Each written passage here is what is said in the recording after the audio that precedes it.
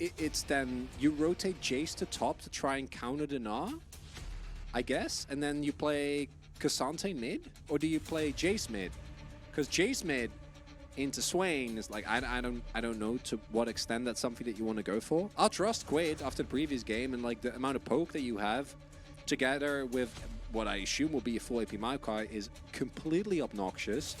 So I guess Gen.G is just say, well, we're a kiteback comp now, and you are 5 relatively short range champions. Good luck. Absolutely loved Jace mid for quite a long time. It was him and Showmaker that would play it. No other mid laners in the LCK would. As interrupted, am I? Didn't know why I did a bit of Yoda there, but there's a permafrost. That should be first blood. Guon going to pick that one up on the Harma Life Esports side. That is a scary piggy. Down so far. Harma Life Esports did have the action. Lights went off for a moment there as that's a little bit unfortunate. Winner should be able to walk this one out, but Lure is still able to keep up with him very effectively, and there goes the Maokai. Just not used to him being that extraordinarily squishy. Welcome back, everyone. We haven't solved this issue yet, Atlas. As Lost Bar, I'm in trouble. Yeah, there he goes. Oh, just right at the very edge, nailing the Glacial Prison there. In position, Winter's Wrath doesn't find the target. Arctic Assault also misses as Winter is in a whole lot of trouble, but the ult's going to come through. Bramble Smash going to be good as the Wish comes down, but it's not enough to save the tree, who is just the most squishy. And now I'm starting to realize why we never see this AP Maokai, but Zest is going to come forward, the one champion on this team that is doing extraordinarily well so far, but Lure is just like, no. He's had none of it, as now Cafe is going to come around. The 1v1 here between the Jin and the Zeri, but we're not going to really watch it. Yeah, we are. We'll just end up getting over there in the end. Zest managed to get a kill, though, and now he's trying to fight Duro. Can he get the last order? The answer is no, but it's Losper that picks it up with the Comet. Love to see it. Validation for the Keystone choice that seemed pretty odd at the beginning of the game. At Elder or Baron. Now, can they do that? You would say yes, easily. I don't know if that's true. As Nature's Grasp going to come through here as it's just basically Zest against the world, but that's kind of how this game is feeling right now. Guon's able to get out, is extraordinarily tanky. They were also able to lock down the Rift Herald, so Gen.G's sort of here pressing a lot of buttons, and nothing's really happening. I mean, if 5K go down and they're kind of winning, I guess. Oh, well, no, yeah, okay. Well, Cafe's just going to die. Did manage to land a W, so shout-outs to that one, but ultimately, a big negative. If Certainly they can could be a good one. Not able to actually get the Unstoppable there, but the Nature's Grasp is going to come through, and that is a very, very dead Rooster.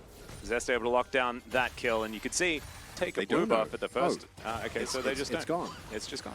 Okay, well, I guess they win the game. Well, they do get information. Well, Winner is, yeah, no, it's still too late.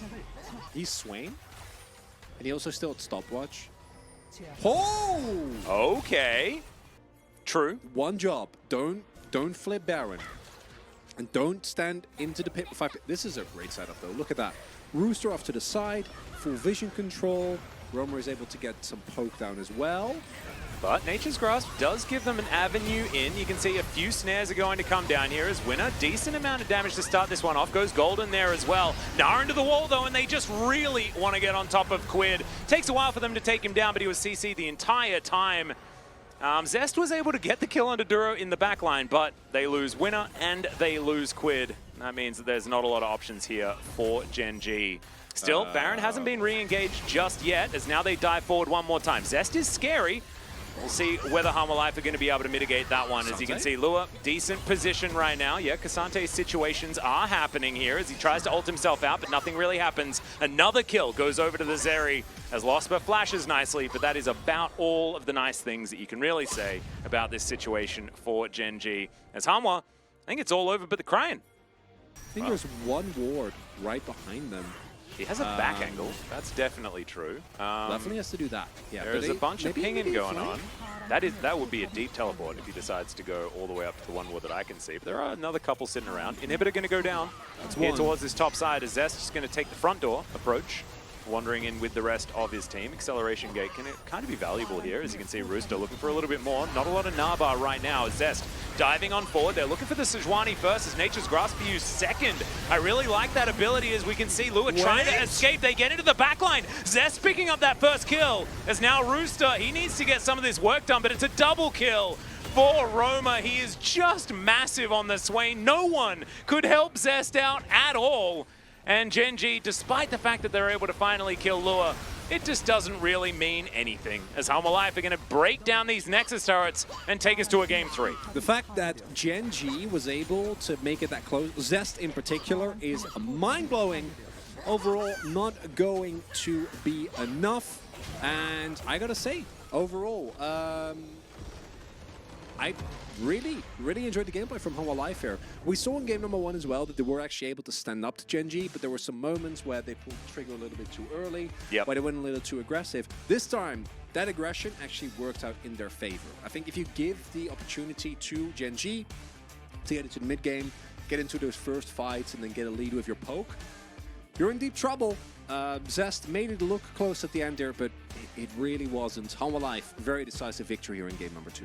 From Guan in the early game to know that this Maokai was going to be a little bit more squishy, a little bit easy to take advantage of, and really from that first pickoff, it felt like everything, like all the brakes were on for Gen.G. There was no real ability to find themselves some tempo and win anything back, and Hanwha did a great job just continuing to put their feet down. And I think top lane was the only real thing that went well for Gen.G. Outside of that, it was all just Home Alive. And especially, you know, we're seeing, look at that Heimerdinger damage. Like, yeah, we see what Heimer is. You can see why it gets banned a heck of a lot. Basically screwed us. Hey! There we go. We got it right. 3 out of 4. 3 out of 4 so far. Not doing too badly. Yeah, Guan was just amazing. I think that as soon as I spent more than 2 seconds thinking about who to vote for POG, it was relatively obvious. His Sejuani was absolutely fantastic, nailed the key ultimates that he was looking for, and also dictated the pace of that early game that was so instrumental in getting Home Alive Esports the win. So really nicely done here from Guan. Very well deserved.